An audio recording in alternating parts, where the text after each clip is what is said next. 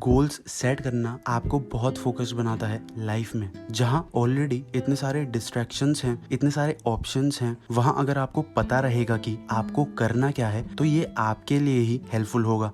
Author कहते हैं कि अपने गोल्स को राइट डाउन करना बहुत मैजिकल प्रोसेस होती है। ये आपके अंदर डिसिप्लिन क्रिएट करती है और आप फिर कॉम्प्लिकेटेड भी फील नहीं करते। गोल्स क्लैरिफाई करते हैं हमारी डिजायर्स को एंड हम उन एक्टिविटीज को करने में फोकस्ड रहते हैं जो हमें हमारे गोल्स की तरफ लेके जाती हैं। Writing down your goals clarifies your intention and the first step is to realizing it। Novelist Saul Bellow कहते हैं कि आपको कल की यातना टेंशन से मुक्ति देते हैं। आपको ज्यादा सेटिस्फेक्शन मिलेगा जब आप गोल्स सेट करोगे तो आपके एक्शन बेस्ड होंगे गोल्स के प्रति बजाय अपने मूड के मुताबिक चलने के। आप हर टाइम अलर्ट रहोगे उन अपॉर्चुनिटीज को ग्रैब करने के लिए जो आपके गोल से रिलेटेड है। डिसिप्लिन ऑटोमेटिकली आपका माइंड अलर्ट रखेगा नई अपॉर्चुनिटीज के लिए। आप हमेशा कमिट रहोगे अपने एक्शंस के लिए बजाय किसी मौके का इंतजार करने से। आपके गोल्स आपको इंस्पिरेशन देंगे एक्शन और उनसे जुड़ी प्रायोरिटीज को पूरा करने के लिए।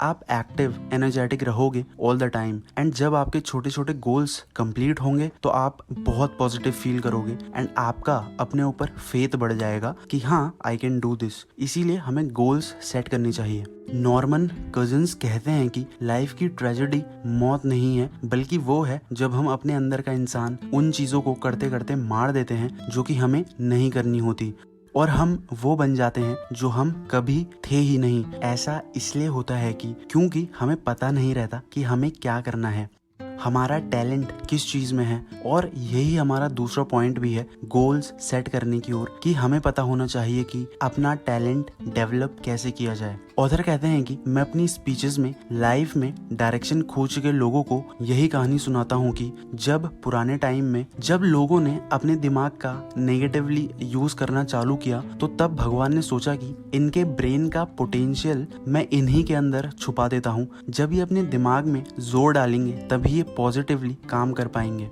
जब इन्हें सही और गलत के बीच में अंतर समझ आएगा तभी ये मानव जाति का उद्धार कर पाएंगे, नहीं तो ये दुनिया को नष्ट कर देंगे। इस कहानी से ये कंक्लूजन निकलता है कि हम अभी भी अपने दिमाग की एनर्जी को नेगेटिव चीजों में अपनी वीकनेस के बारे में सोच सोच के बर्बाद कर देते हैं। बहुत सारे लोग यही तो करते हैं, वो अपने टैलेंट्स की बजाय अपनी वीकनेस में ध्यान देते हैं एंड अपने आप को डाउट करने लगते हैं। सक्सेसफुल लोगों को पता होता है कि किस चीज में फोकस करना है एंड कैसे आगे बढ़ना है। वो अपनी कोर एबिलिटीज को ब्रश अप करने में टाइम स्पेंड करते हैं बजाय अपनी वीकनेस पर फोकस करने के। इसीलिए जितना हम पॉजिटिव चीजों में दिमाग लगाएंगे उतना ही हमें हमारे टैलेंट को डिस्कवर करने में हेल्प मिलेगी। देखो, हम अपने गोल्स के बारे में तभी पता लगा पाते हैं जब हम अवेयर और दिमागी रूप से शांत होते हैं, जब हम अपनी प्रायोरिटीज के बारे में हमेशा क्लियर रहते हैं और यही हमें एवरेज इंसान से अलग बनाता है। इसीलिए जितना आपका माइंड क्लियर और शांत रहेगा उतना आप अपनी प्रायोरिटीज को जान पाओगे। इसी से रिलेटेड नेक्स्ट पॉइंट है कि आपको कुछ टाइम नेचर के साथ कनेक्ट होना चाहिए। ऑथर कहते हैं कि जब मैं अकेला होता हूँ तो मैं नेचर से कनेक्ट कर पाता हूँ, जहाँ मैं अपने ही अंदर के यूनिवर्स से कनेक्ट कर पाता हूँ और अपने दिमाग को रिबूट कर पाता हूँ।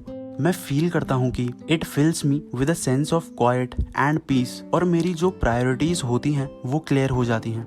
नेचर के साथ कम्युनिकेट करना आपकी creativity and new ideas generate करने में हेल्प करता है।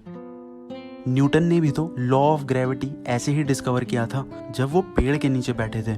जब आप नेचर के करीब होते हो तो उस टाइम अपने सराउंडिंग्स को ऑब्जर्व किया करो विद डीप कॉन्सेंट्रेशन।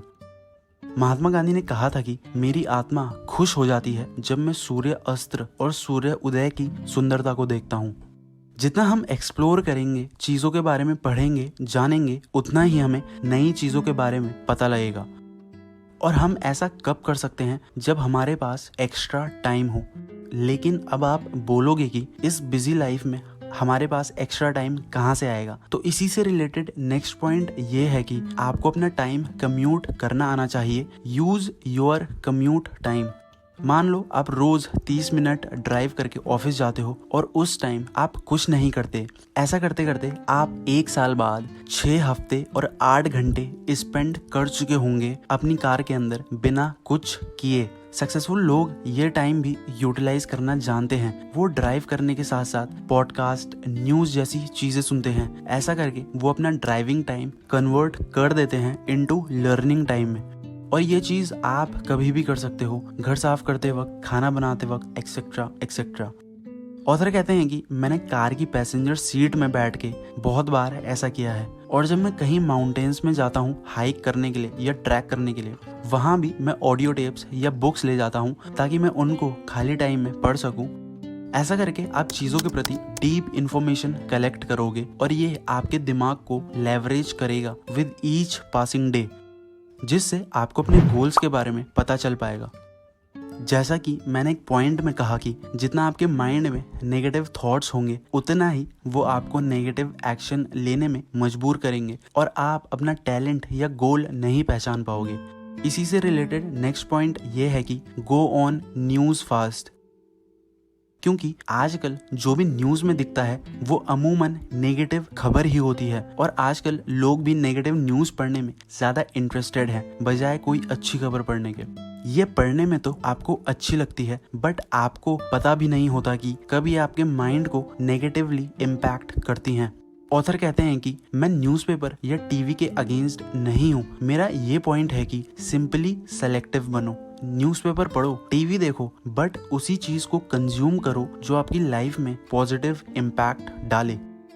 और जितना आप प्रोडक्टिव चीज़ों को कंज्यूम करोगे उतना आपका दिमाग अगेन आपको हेल्प करेगा आपके गोल्स और टैलेंट फाइंड करने में। इसीलिए आपको न्यूज़ फास्ट में जाना चाहिए। अगर आपको आपका गोल या टैलेंट मिल गया है पर आपको उसमें काम करने में दिक्कत आ रही है, आप फोकस नहीं हो, आपकी हैबिट नहीं बन पा रही, तो आपको वो काम 21 दिन के लिए करना चाहिए। और यही नेक्स्ट पॉइंट भी है, रिमेंबर द रूल नंबर 21।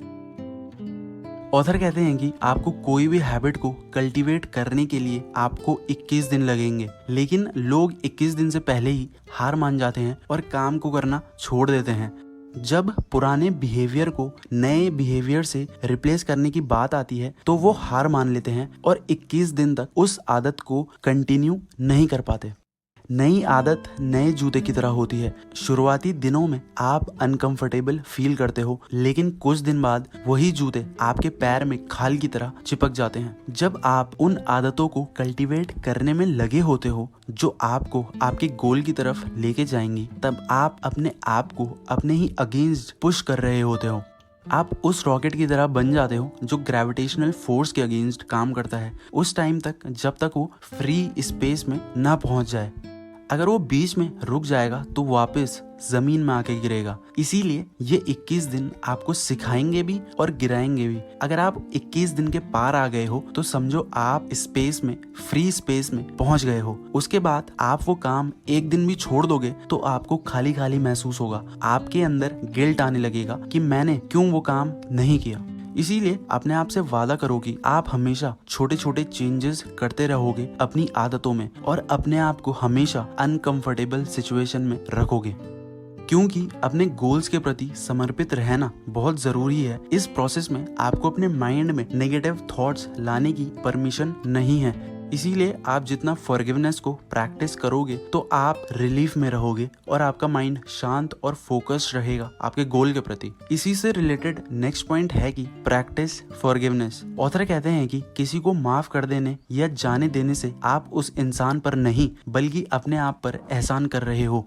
क्योंकि किसी के प्रति ग्रजेस रखने का मतलब ये है कि आप उस इंसान को अपने कंधे में बैठा के चल रहे हो। वो आपकी energy, enthusiasm and peace of mind drain कर रहा है। लेकिन जब आप उनको माफ कर देते हो, जब आप उनके प्रति अपने ग्रजेस को खत्म कर देते हो, तो आप उनको अपने कंधे से हटा लेते हो and you can move on with the rest of your life. ये एक अच्छा तरीका भी है अपनी लाइफ को एलिवेट करने का। इसीलिए नेगेटिव लोगों के बारे में सोचने की बजाय उन लोगों के बारे में सोचो जिन्होंने आपकी हेल्प की है आपको आपके गोल्स तक पहुंचाने के लिए। दोस्तों, अगर वीडियो अच्छी लगी हो तो चैनल को लाइक, सब्सक्राइब और शेयर करना ना भूलें। more informative content is on the way. Thanks for watching.